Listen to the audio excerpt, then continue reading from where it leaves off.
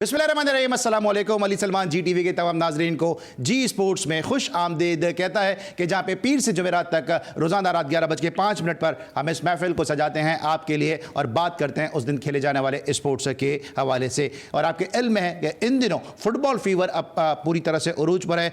Qatar में खेला जा रहा है जनाब फीफा फुटबॉल वर्ल्ड कप और रोज़ाना बड़े ज़बरदस्त और क्रंच मैचेस खेले जा रहे हैं। और आज भी एक ज़बरदस्त अपसेट ही मैं उसको कहूँगा हुआ, क्योंकि आलमी दर्जाबंदी में जो फुटबॉल की आलमी रैंकिंग है उसमें 11वें नंबर की टीम को यानी जर्मनी को 24वें नंबर की टीम जापान ने शिकस्त से 2-4 किया। और अभी तक उस फतह की बाज़गश्त जारी है जो सऊदी अरब ने कल अर्जेंटाइन के खिलाफ 2-1 से हासिल की थी। आज फुटबॉल वर्ल्ड कप को डिस्कस करेंगे और साथ साथ पाकिस्तान क्रिकेट के मामला, हालात, वाक़यात को भी डिस्कस करेंगे। और आज मेरे साथ दो ऐसी शख्सियात मौजूद हैं कि जिनका ताल्लुक एक ही डिपार्टमेंट से है। एक फुटबॉल को रिप्रेजेंट करते हैं, एक क्रिकेट को रिप्रेजेंट करते हैं और अब गाए बगाए आप इनमें से एक को जो है वेडनेसडे को इंशाल्लाह हमारे शो में देखा भी करेंगे। मेरे साथ जो फुटबॉल से वाबस्ता शख्सियत हैं इनका नाम किसी तारुफ का, किसी तारीफ का मोहताज नहीं। जब जब पाकिस्तान फुटबॉल की बात होगी और पाकिस्तान फुटबॉल को मीडिया में लाने की बात होगी तो इनका जो कंट्रीब्यूशन है वो किसी से ढकी छुपी बात नहीं है, क्योंकि जिस तरह से फुटबॉल को ये मीडिया पे लेकर आए हैं, जिस तरह से गाए बगाए शोज़ में ये आते हैं और एक आम नाज़िर तक पाकिस्तान की फुटबॉल को पहुंचाने में जो इनका किरदार है वो बहुत ही अहम है। मेरे साथ मौजूद हैं ज़बरदस्त जो है कोच हैं, क्वालिफाइड कोच हैं, पाकिस्तान फुटबॉल टीम की जूनियर टीमों के साथ भी रहे और एक ऐसे हमजह शख्सियत के मालिक हैं कि जिनकी मौजूदगी फुटबॉल के हलकों में बहुत ही ज़रूरी समझी जाती है। नासिर इस्माइल साहब मेरे साथ मौजूद हैं। अस्सलाम वालेकुम नासिर भाई। बिस्मिल्लाहिर्रहमानिर्रहीम। Thank you very much Ali कि आपने मुझे फ़ुटबॉल पे डिस्कस करने के लिए यहाँ से आपसे पूछेंगे ज़रा पाकिस्तान फुटबॉल के मामला और फीफा फुटबॉल वर्ल्ड कप में क्या जा रही है। और जो दूसरी शख्सियत मौजूद हैं जनाब, जब ये बैटिंग करते थे तो बहुत ही ज़बरदस्त मिडिल ऑर्डर बैट्समैन थे और बदकिस्मत रह गए पाकिस्तान के लिए। जितना इनको खेलना चाहिए था इतना ये खेल नहीं सके क्योंकि शायद कॉम्पिटिशन भी ज़्यादा था और शायद उस वक्त इनकी इतनी सेब भी नहीं थी कि पाकिस्तान की टीम के दरवाजे तक पहुँचे। दरवाज़ा खुला भी इनके लिए, लेकिन ज़्यादा देर तक ये उस पाकिस्तान टीम के माहौल में नहीं रह सके और फिर उसके बाद ये वापस डोमेस्टिक क्रिकेट में आए। लेकिन कुछ लोग होते हैं कि जिनको पाबंदियां पसंद नहीं होती, कुछ जो है वो पाबंदियों से बिल्कुल ही मुबर्रा होते हैं। उनमें से एक हैं, क्योंकि फास्ट बॉलर के सामने जब आते थे तो उनको भी दिलकश स्ट्रोक खेलते थे और इनके जो नाकिद हैं, जो इनके क्रिटिक हैं, वो भी ये बात कहते हैं कि सईद आज़ाद को अगर पहली बॉल अगर उनकी मर्जी की मिल जाती थी तो पहली बॉल पर वो बाउंड्री लगा दिया करते थे। मेरे साथ मौजूद हैं पैदाइशी आज़ाद सईद आज़ाद। अस्सलाम वालेकुम सईद भाई, कैसे हैं आप? वालेकुम सलाम अपने अली, बहुत बहुत शुक्रिया, तुमने अब मुझे इतना प्यारा इंट्रो देते हो कि मुझे ऐसा लगता है मैं दोबारा उसी उम्र में चला गया और उसी ज़िंदगी में चला गया। Thank you very much Saeed भाई। आप डिज़र्व भी करते हैं। नासिर मिल साहब, सईद आज़ाद साहब दोनों हमारे वो सितारे हैं कि जिनको जितनी शायद लाइमलाइट पे आना चाहिए था इतने लाइमलाइट में नहीं है, लेकिन बहरहाल जो है हमारे सर का ताज हैं ये दोनों, हमारा फ़ख्र हैं और फ़ख्र कराची हैं अगर मैं कहूँ तो गलत नहीं होगा। प्रेम में बात करेंगे जरा क्रिकेट और फुटबॉल दोनों के हवाले से, लेकिन सबसे पहले प्रेम का फॉर्मेट आज की टॉप स्टोरीज।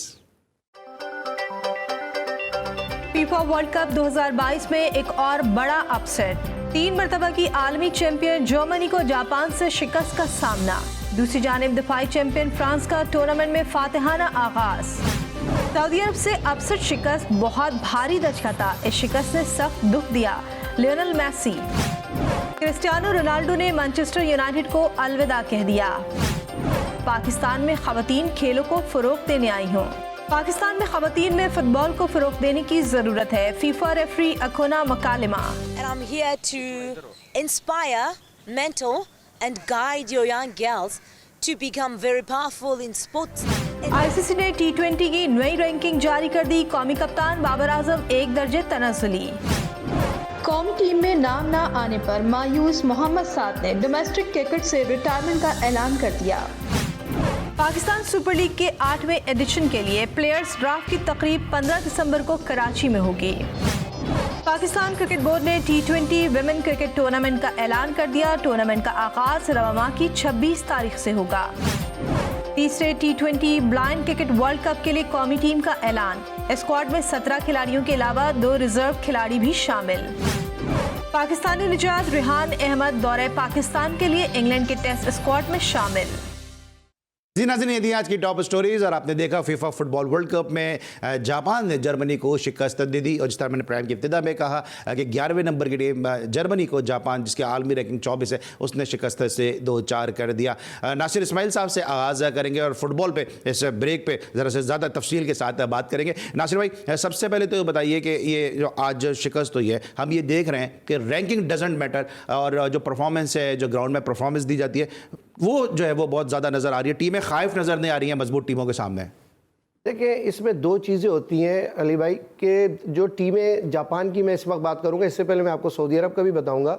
जापान ने जो आज मैच जीता है ना, जापान का सबसे बड़ा एडवांटेज क्या है जो इस वर्ल्ड कप में है, कि जापान की टीम जो मोस्टली प्लेयर हैं वो जापान की लीग में खेलते हैं। तो जापान की लीग जैसे ही ख़त्म हुई है, वो तमाम लड़के उन्होंने अपनी कोच जो है कैंप के अंदर गैदर्ड कर लिए। तो उनको एक कैंप के अंदर बड़ा लॉन्ग टाइम मिला आपस में जेल होने का, उनकी फ़िज़िकल कंडीशनिंग का, उनके तमाम टेक्टिकल बिहेवियर का, उनके मेंटल टफनेस का, तमाम चीज़ों पे प्रॉपर काम हो। जबकि जितनी भी बाकी टीमें हैं, इनके प्लेयर यूरोप के अंदर, इटाली के अंदर, अपना इंग्लिश लीग के अंदर मुख्तलिफ जगहों पर खेलते हैं। तो ये बहुत शॉर्ट टाइम में आके गैदर्ड हुए हैं, क्योंकि आपको पता है कि जब लीग चल रही थी उस दौरान वर्ल्ड कप की प्रिपरेशन और फ्रेंडलीज भी चल रही थी, तो ये फ्रेंडलीज में आके इन्होंने आके टीमों को ज्वाइन किया।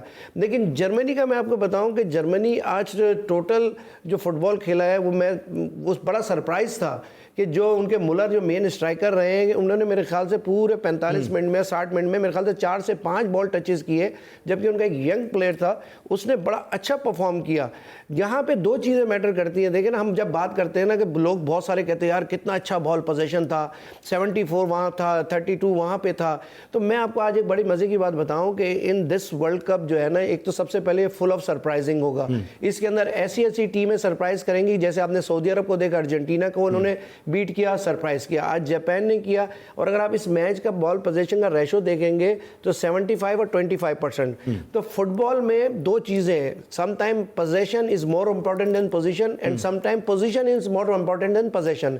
जो पोजीशनिंग बिहेवियर उन्होंने रखा, अपना डिफेंडिंग ऑर्गेनाइजेशन उन्होंने बेहतरीन रखी, उन्होंने अपने सामने बिल्कुल भी मार्किंग एंड कवरिंग का जो रेशो था वो बिल्कुल प्रॉपर रखा। साथ ही साथ उन्होंने काउंटर अटैक की स्ट्रेटजी थी वो अपनाई, और उनको आप ये देखें कि जब काउंटर अटैक पे 2 बॉल मिले हैं, उन्होंने 2 ही बॉल अटेम्प्ट किए और दोनों बॉल गोल किए। तो ये था पोजीशनिंग बिहेवियर का। और साथ ही साथ जब भी फुटबॉल की बुक लिखी जाती है, और जब इसका आखिर में जो लिखा जाता है, जिसको हम टेक्निकल स्टडी ग्रुप कहते हैं, जब वो इसकी बुक बनाता है और हर टीम का स्टैट लिखता है, तो वहां पे एक लफ्ज लिखा जाता है, उसको कहते हैं इन्फ्लुएंशियल डिसीजन ऑफ कोच।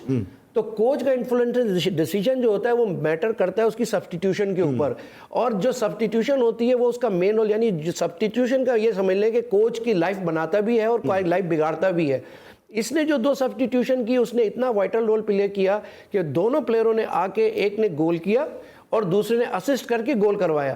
तो यही वो चीज़ थी जो जर्मनी ने जब वर्ल्ड कप जीता था, जो आपको याद होगा, यही जर्मनी की मैं बात कर रहा हूं कि जो उस प्लेयर ने वर्ल्ड कप जितवाया था, उसको कोच ने आखिर के 6 या 7 मिनट पहले ग्राउंड में एंटर किया था ब्राजील के अंदर, और उसने वो गोल स्कोर करके जर्मनी को वर्ल्ड कप दिलाया था। तो वहां पे भी उस कोच सब्स्टिट्यूशन पे सब्स्टिट्यूशन। अच्छा नासिर भाई, ये जो अभी आप लीग की बात करें कि जापान में अभी लीग हुई है, लेकिन जर्मनी की तो इटसेल्फ बुंडेसलीगा दुनिया में मशहूर है, दुनिया की चंद बड़ी लीग्स में इसका शुमार होता है, और जर्मन जो प्लेयर है वो भी लीग खेलते हुए आ रहे होते हैं, वो भी सारे हम आहंगी होते हैं। बिल्कुल आपकी बात है, लेकिन मैंने इसको जिस तरीके से डिस्क्राइब किया, आपने मेरी बात को गौर नहीं किया कि जापान की लीग जल्दी खत्म हो गई और उनके लड़कों को कैंप का बड़ा लंबा टाइम मिला। सर वो भी तो प्रोफेशनल प्लेयर है ना, मैं बिल्कुल है, जापान से ज्यादा मजबूत लीग वो खेल रहे होते हैं अपने मुल्क को ऑर्गेनाइज कर रहे होते हैं। मैं लीग के स्ट्रक्चर की बात नहीं कर रहा, मैं आपको टीम की तैयारी की बात कर रहा हूँ कि एक टीम को तैयारी मिलती है जेल होने की 10 दिन की, 10 दिन के अंदर क्या उसकी आप फिजिकल फिटनेस टेस्ट करेंगे, सिर्फ आप कॉम्बिनेशन बना सकते हैं। अच्छा नासिर, मुझसे बेहतर तो खैर आप ही बताएंगे, लेकिन फिर इसमें एक और प्रोज और कॉन्स भी हो सकते हैं ना, कि आप एक लीग खेलते हुए आ रहे हैं, इंजरी भी तो हो सकती है, फटीग भी तो हो सकती है। इस तरह भी आईपीएल को हम क्रिकेट में कह रहे हैं कि आईपीएल की वजह से इंडिया की टीम सफर कर रही है, तो फिर एक एक्सक्यूज ये भी बन सकता है कि जापान अभी लीग खत्म हुई है, प्लेयर जो फटीग का शिकार हो गए।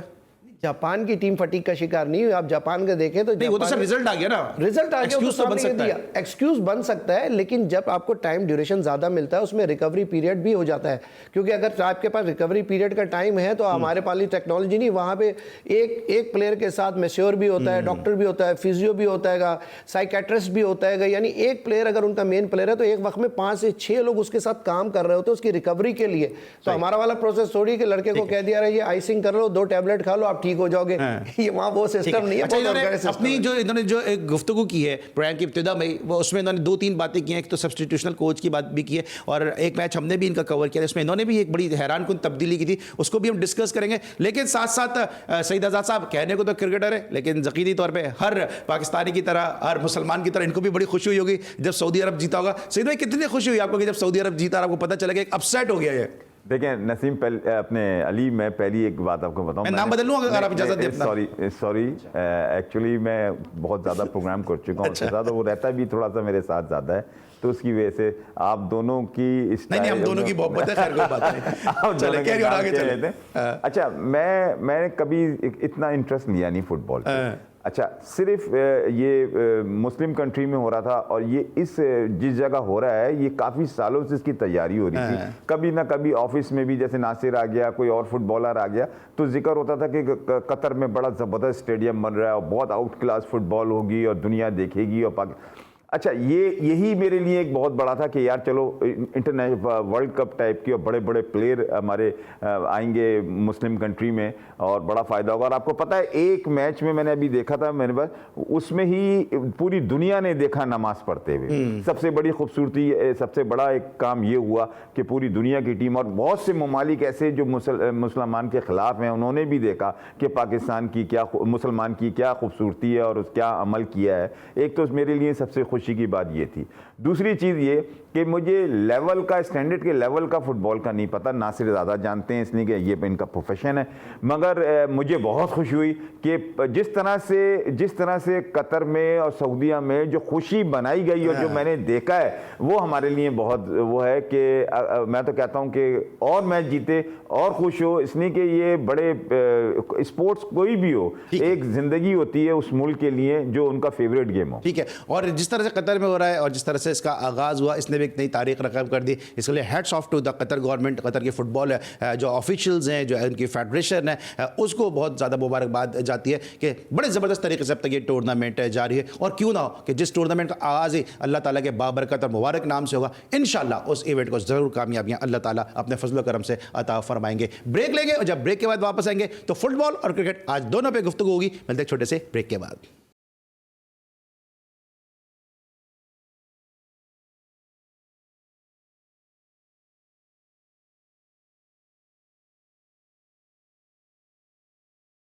Welcome back after the break. और ब्रेक पर जाने से पहले हम बात करते हैं फुटबॉल वर्ल्ड कप के हवाले से, और अब हम बात करेंगे ज़रा क्रिकेट के हवाले से। और सईद भाई चूँकि इस वीक में पहली दफ़ा हमारे साथ मौजूद हैं, पाकिस्तान के स्क्वाड का भी ऐलान हो गया जो इंग्लैंड के खिलाफ टेस्ट सीरीज़ में शिरकत करेगा। सईद भाई, किस हद तक इस स्क्वाड से आप मुतमईन हैं? क्योंकि एक दफ़ा फिर फवाद आलम को एक ख़राब सीरीज़ की वजह से बाहर कर दिया गया। मीर हमज़ा के लिए कहा जा रहा है कि जनाब वो अनफिट थे, हालांकि जब आपको खिलाना होता है या जब आपको टीम के साथ लेके जाना होता है तो आप वर्ल्ड कप जैसे इवेंट में भी साथ साथ लिए फिर रहे होते हैं। अगर मीर हमज़ा टीम के साथ होते तो उनके लिए क्यों अलग जो है क्राइटेरिया कि रिहैब जो है वो शायद टीम के साथ रह के ज़्यादा बेहतर कर सकते थे? अली यार, मुझे तो बड़ा अजीब सा लगने लगा है बातें करने के लिए। लोग ये समझते हैं कि मैं खुदा न खास्ता कि मैं कुछ नेगेटिव थॉट से बात कर रहा हूँ, मगर ऐसा नहीं है।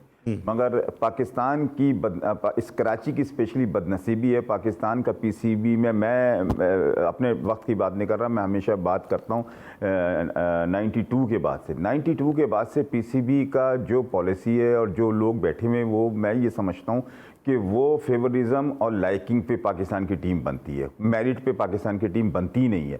आप सेलेक्टर आता है, वो मेरिट पे नहीं होता, कोचेज़ आते हैं वो मेरिट पे नहीं होते, टीम में लड़के आते हैं वो मेरिट पे नहीं होते। आपने मीर हमज़ा की बात की, इसमें कोई शक की बात नहीं, मैं सब कुछ कंप्लीट है, जितनी परफॉर्मेंस दी है उसने।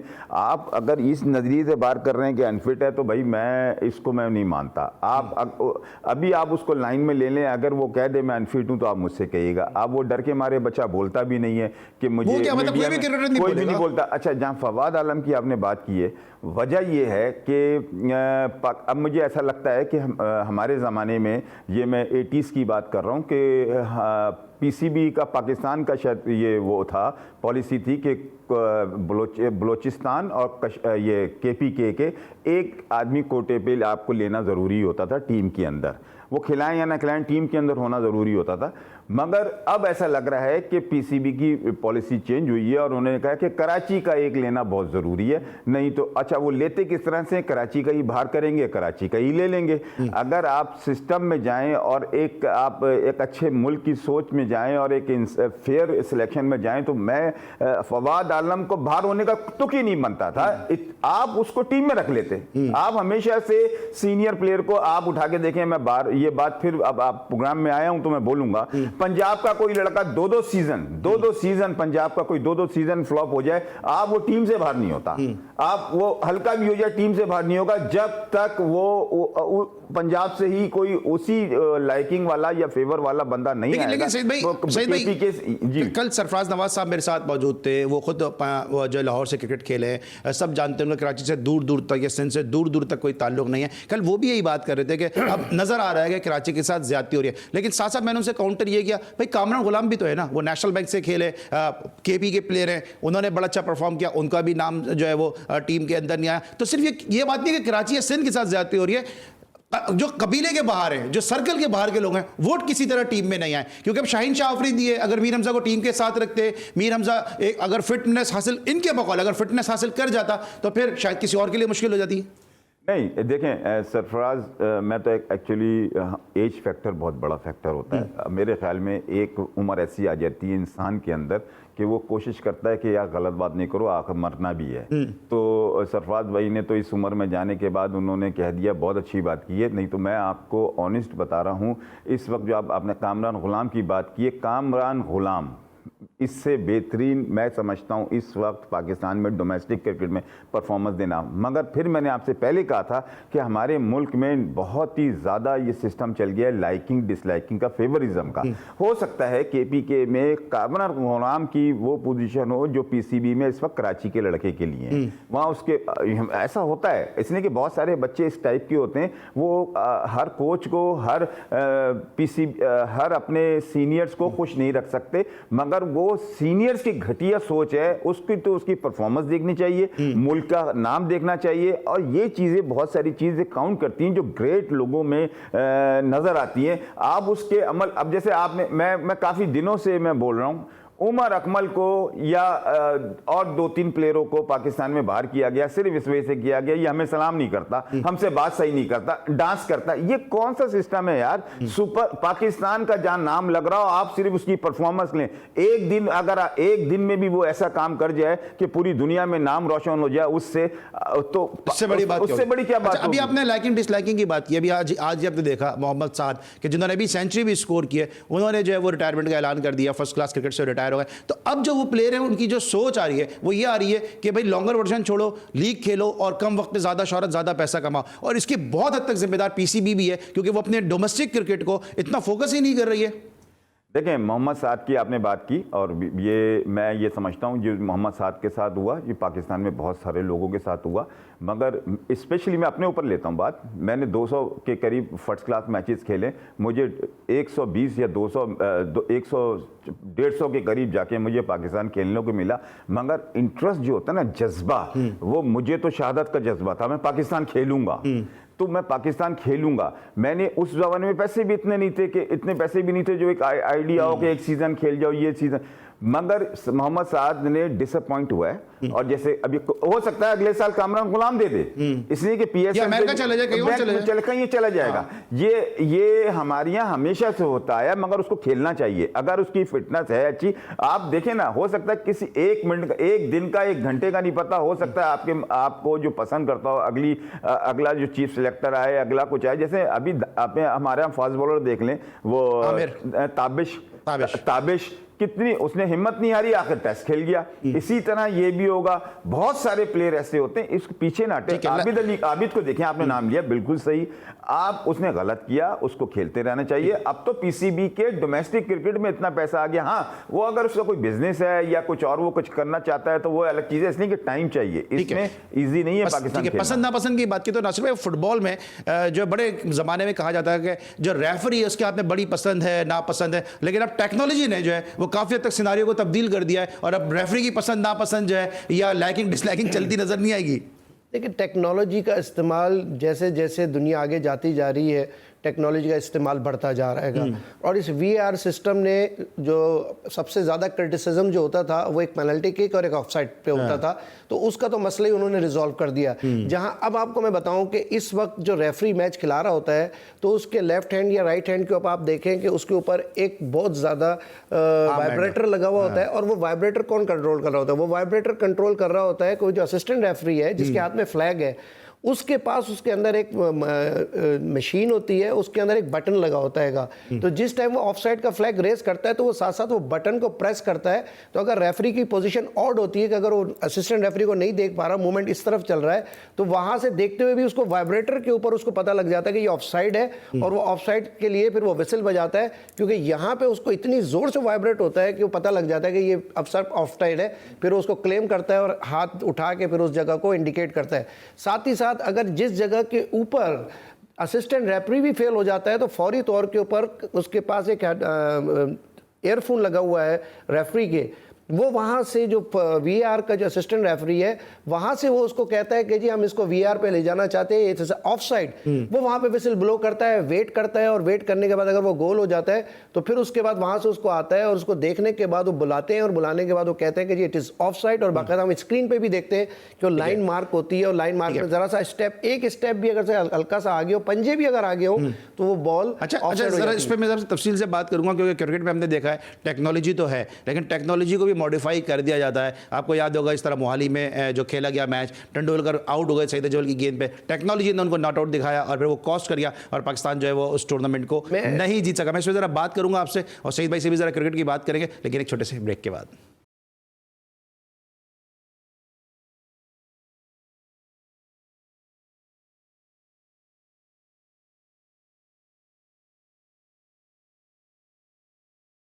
Welcome back after the break. और ब्रेक पर जाने से पहले हम डिस्कस कर रहे थे फुटबॉल में जो वीआर के तहत जो डिसीजन दिए जाते हैं। नासिर भाई इस पर जरा डिटेल के साथ बात कर रहे हैं। नासिर भाई, अभी जो बात कर रहे थे आप, जो डिसीजन जो है वो तब्दील भी तो हो सकते हैं। इस तरह क्रिकेट में हम देखते हैं कि तेंदुलकर का आउट जो था वो नॉट आउट करार दे दिया गया, तो फुटबॉल में क्या इस तरह की पॉसिबिलिटी है? फुटबॉल में पॉसिबिलिटीज़ हैं। फुटबॉल के अंदर डिसीजन जो चेंज होते हैं, जैसे आपने क्रिकेट की बात की, मैं क्रिकेट बहुत देखता हूँ, फॉलो करता हूँ उसको, तो मुझे भी बाज़ दफ़ा सिस्टम समझ में नहीं आता कि अंपायर आउट नहीं देता, लेकिन जब उसको देखते हैं तो बॉल इन लाइन भी होती है, स्टंप में भी जा रही होती है, और सब कहते हैं यार ये आउट है, लेकिन वो अंपायर्स कॉल की तरफ चला जाता है। लेकिन फुटबॉल में ऐसा नहीं होता। लेकिन वीआर सिस्टम के अंदर अगरचे वीआर रेफरी ने डिसीजन दे दिया मेन रेफरी को कि इट इज़ अ गोल, तो उसने गोल देना ही देना है। अगर वो कहता है कि इट्स नॉट अ गोल तो वो गोल नहीं दे सकता। अगर उसने कहा कि ऑफसाइड है तो है। तो ये यहाँ पे क्रिकेट और फुटबॉल में जो डिसीजन है अंपायर का कि जी अंपायर कॉल पे जाते हैं, तो यहाँ रेफरी कॉल पे नहीं जाते, यहाँ पे वीआर पे 100% जाएंगे with the line, with the all the technology जो कुछ हो रही है कि उसकी तकरीबन एक वक्त में 6 से 7 वहाँ पे जो है वो टीवी लगे होते हैं, मॉनिटर्स लगे होते हैं। ठीक है। अच्छा सर भाई, थोड़ा सा भी फुटबॉल से जरा वापस आते हैं क्रिकेट की तरफ। जिस तरह लोग मायूस होकर क्रिकेट छोड़ रहे हैं, T20 क्रिकेट की बहुत ज़्यादा बात हो रही है। अभी बाबर आजम के लिए सब ने कहा कि जी वो जो है वो पावर प्ले का इतना अच्छा प्लेयर नहीं है। अभी उनकी रैंकिंग भी मुतासर हुई है, उनकी रैंकिंग में भी तनज़्ज़ुल हुई है। इस हवाले से क्या कहेंगे कि नंबर तो उन्होंने अपना नीचे नहीं किया, लेकिन रैंकिंग उनकी ज़रूर नीचे आ गई? देखिए, इससे साफ महसूस होता है अली कि इस वक्त ना जैसे कहते हैं पावर में है प्लेयर, और स्पेशली एक लॉबी पावर में है पूरा पाकिस्तान। और पूरे पाकिस्तान के जितने सीनियर प्लेयर थे और जितना मीडिया बोला है, आप वो सही बोला है, इसलिए कि ज़्यादा ऐसा नहीं है कि सब बाबर के दुश्मन है। बाबर ग्रेट प्लेयर है, रिजवान ग्रेट प्लेयर है, मगर हमेशा हम जैसे लोग क्रिकेटर जो क्रिकेट जानते हैं और क्रिकेट जो शौकीन लोग होते हैं वो क्या करते हैं, वो पाकिस्तान को हमेशा जीतना देखना चाहते हैं, और वो ये देखना चाहते हैं कि दूसरे जो बैठे हुए हैं उनकी भी परफॉर्मेंस सामने आए। आपको पता है पाकिस्तान से अब क्या हुआ है? पाकिस्तान के पास पाकिस्तान के पास ये हुआ है कि आपके पास क्रिकेट ख़त्म हो गई, इसलिए कि बाबर आजम ने अभी आ जाना है 5 नंबर पे, 4 नंबर पे या 3 नंबर पे, रिजवान ने चले जाना है 6 नंबर पे। आपके पास ओपनर आएंगे, टेस्ट क्रिकेट में वही आ जाएंगे ना, वही आ जाएंगे। आप T20 की क्रिकेट में अब आप शान मसूद को, ओपनर को आपने मिडिल ऑर्डर बना दिया यार। आप वही वाले आपने कोई फर्क ही नहीं डाला, आप ओपनर कहाँ से पैदा होगा? ठीक है, आपको हमेशा वो पॉलिसी बनानी चाहिए। और कप्तान को स्पेशली, कप्तान एक ऐसी पोस्ट होती है कि एंड होती है क्रिकेट में ये कहा जाता है पाकिस्तान का टीम का कप्तान हर वो सब कुछ अचीव कर गया। और हर प्लेयर की ये ख्वाहिश होती है, देखें हर प्लेयर की ख्वाहिश होती है कि अगर उसको पता है कि दुनिया की खूबसूरती में कोई मैंने नाम छोड़ के जाना है तो वो कोई ओहदा छोड़ता नहीं, हर जगह जाके और पाकिस्तान में नाम आए, तारीख में मेरा नाम आए कि मैं ऐसे काम कर। अब जावेद मियांदाद को लोग क्यों याद करते हैं, इमरान खान को क्यों याद करते हैं, वसीम अकरम को क्यों याद करते हैं? वो कारनामे ऐसे छोड़ के चले गए। आप ये बाबर आजम के साथ हमेशा नाम आएगा, टीम खत्म करके चला गया, बहुत बड़ा प्लेयर था, इसलिए कि उसने बनाया नहीं प्लेयर। अच्छा, फिर हम इससे ये समझेंगे प्लेयर बड़ा है, कप्तान शायद इतना ज्यादा कप्तान नहीं, ऊपर से उसको जो गाइड करने वाले लोग हैं। इसलिए कि बाबर आजम को मैं फैमिली वाइज जानता हूं, इसलिए पूरी फैमिली को इसलिए जानता हूं कि ये बचपने से नेशनल बैंक में कामरान अकमल छोटी उम्र से आया, इनके वालिद को, इनके चचा को, सबको ये सब ग्राउंड आया करते थे। 15-15 साल के, 10-10, 12-12 साल के थे, नो डाउट। मगर इतने ज्यादा पीछे कोई ऐसी हाथ में कोई पावर है, कोई ना कोई एक लॉबी है। देखें अली, एक और मैं आपको बड़ी खूबसूरत बात बताऊं, पाकिस्तान का क्रिकेटर अगर टॉप लेवल पे सरवाइव कर रहा है तो आप ये समझिएगा उसके ऊपर कोई ना कोई ताकत है परफॉर्मेंस के अलावा। अगर वो परफॉर्मेंस भी दे रहा है सरफराज की तरह, तो ये समझ लें कि हाथ हटा लिया उसके ऊपर से किसी ने, और उनके ऊपर किसी का हाथ आ गया है। लेकिन ना सईद भाई बात यह कि सरफराज को दोबारा जो सिलेक्ट किया है उसको आप किस तरह से देखते हैं? क्योंकि सब ये तनकीद कर रहे थे सरफराज को बाहर कर दिया, अब दोबारा सरफराज को टीम में सिलेक्ट कर लिया है, तो बाहर क्यों हुआ, फिर अंदर क्यों हुआ, कुछ समझ में नहीं आता है गोरख धंधा। थोड़ा सा मैं अपनी जुबान पे आपको अच्छी तरह समझाता हूँ। जैसे फवाद आलम जब पाकिस्तान टीम में आया, मेरी ये अपना तजर्बा है, ये मीडिया के प्रेशर की वजह से आया।